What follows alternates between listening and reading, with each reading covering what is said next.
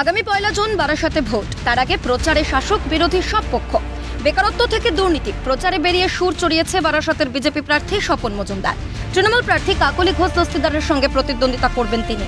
শনিবার হাবড়া বাজারে একটি পথসভা করেন স্বপন মজুমদার। দুর্নীতি নিয়ে কটাক্ষ ঘাসফুল শিবিরকে। আমি তো জানি চালচল জ্যোতিপ্রিয় মল্লিক বলে, আর মন্ত্রী তো পরে হয়েছে। আমার বিধানসভায় 140 ট্রাক চাল ধরেছিলাম, চুরি করা চাল। এই দলদাস পুলিশের সহযোগিতায় সেই চালটা আবার ছাড়িয়ে নেয়। রাজ্যে বেকারত্ব বাড়ছে, এ প্রসঙ্গেও মুখ খোলেন স্বপন মজুমদার। পঞ্চায়েত ভোটের কথা টেনে শাসক শিবিরের দিকে আঙুল তুলেছে বিজেপি প্রার্থী। যেভাবে বাংলায় ধর্ষণ, খুন, রাহাজানি হচ্ছে, যেভাবে বেকারত্বে বেড়ে গিয়েছে, যেভাবে বাংলা গরিবিতে চলে এসেছে, ঋণে জর্জরিত হয়ে গিয়েছে, 500,000 টাকার এই ভিক্ষার আমাদের দরকার নেই। আমরা চাই কর্মসংস্থান।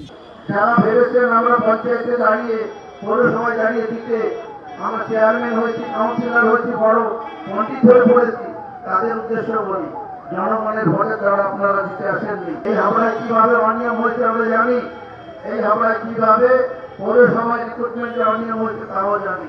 সব সামনে আসবে আগামী দিনে, আর সবার ট্রিটমেন্ট আমরা করবো। ক্যামেরায় কিশোর মুখোপাধ্যায়ের সঙ্গে প্রীতিশ বন্দ্যোপাধ্যায়ের রিপোর্ট, ক্যালকাটা নিউজ।